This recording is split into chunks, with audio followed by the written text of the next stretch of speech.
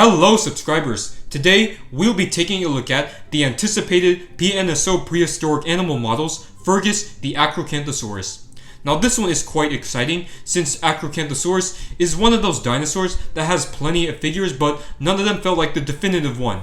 Safari made one, but that one was kind of small and it had balancing issues. Papo also made one, but it had oversized hands and it was in an awkward pose, and let's not even talk about the one Schleich did.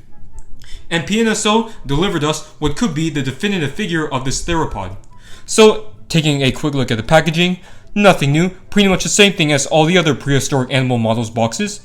Got the image of the figure, then here's the top, the back, the side, and then the other side. Of course, you get this little booklet, and it is quite long, and you've already seen it in other reviews, so we're not going to go over it. Then you get this amazing artwork, and the strange thing, this one doesn't have the spikes, but the figure we get has the spikes. So I need to do more research on this. I'm not sure if Acrocanthosaurus had spikes on its hump or it did not. Here is Fergus in all of his glory, and man, this figure is fantastic. I always thought the tail looked a bit too small from those online images, but in person, it's really not that bad. This is a phenomenal piece. Let's do some quick measurements with the flexible ruler. At the hip, the Acrocanthosaurus is about 3.75 inches tall, and lengthwise, he is nearly 13 inches long, so this would fit perfectly in that 135 scale range. I could go in depth with the detailing, but I really don't think I need to. Come on, it's PNSO. They never fail to deliver absolutely amazing and lifelike detailing with their figures, whether it's a dinosaur, pterosaur, marine reptile, or mammal. And here is a quick look at the other side. And looking at the head sculpt, you can see it's appropriately narrow. Like many other early carnosaurs, it's not round like some more advanced carnosaurs like Giganotosaurus or Carcharodontosaurus, but you can see that there are no lips. I'm one of those people who believes that theropod had lips, but at the same time, it's a pretty debatable topic, so that's why I don't mind that Fergus does not have lips. I appreciate how PNSO is giving some of their recent dinosaurs appealing and realistic color schemes. This Acrocanthosaurus is primarily a sandy color with some unique brown striping, and I also like how some dark coloration is given to the face, the hands, and the feet. This is one of my favorite paint jobs of all the PNSO dinosaurs. It's not drab like the Tarbosaurus. When it comes to the pose, it's very simple, and I like it. It's not too exaggerated like the Eutyrannus, and it doesn't fall over like the Allosaurus. The scientific accuracy, combined with its immense detailing and lifelike color scheme and pose, means that this model would be great for outdoor photography like many other PNSO prehistoric animal figures.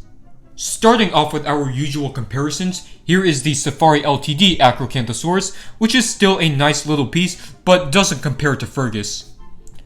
Next, here is the Pterobibatat Acrocanthosaurus. Like many other batat dinosaurs, this was ahead of its time. It still holds up very well when it comes to scientific accuracy. Next, we have the Collectae Deluxe Acrocanthosaurus, which is good, but far from perfect. And last for Acrocanthosaurus, here is the Papo one, which is very stylized. I do have the Schleich figure somewhere, but that one's not worth bringing out. Here we have the PNSO Allosaurus and Torvosaurus. Let's bring in the PNSO Winter Wilson Tyrannosaurus, which is still my favorite PNSO theropod, cause I'm a little bit biased. Next, let's bring in the Zhucheng Tyrannus, another Tyrannosaurid. And finally, for PNSO theropods, here is the updated Essian the Spinosaurus. Let's do some herbivorous dinosaurs now, which is the Tuyangosaurus, the Syntausaurus, and the Styracosaurus, which is my favorite ceratopsian from PNSO. Here is Fergus next to the Eofauna Giganotosaurus and the G. artois Carcharodontosaurus. Last but not least, here is the PNSO Acrocanthosaurus next to the Collectae Xiphactinus and the Collectae Mini Xiphactinus. Usually, I don't buy doubles, but I love this figure so much that I just had to get another one. Well, that wraps up my review for the PNSO prehistoric animal models, Fergus the Acrocanthosaurus. This is the definitive figure of this dinosaur. It's the one us dinosaur collectors have been waiting for. It has so many features that the other Acrocanthosaurus models didn't have, such as having an appealing paint job and being able to fit in the 135 scale. This deserves an easy 10 out of 10, one of my new favorite PNSO theropods. So if you guys enjoyed this review, hit that like and subscribe button, and let me know what you think about Fergus in the comment section.